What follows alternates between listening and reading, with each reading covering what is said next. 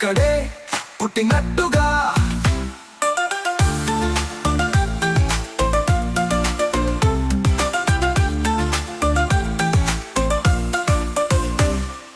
పూల చెట్టు ఊగినట్టు, పాల పొట్టు చిందినట్టు, అల్లుకుంది నా చుట్టూ ఓ చిరునవ్వు.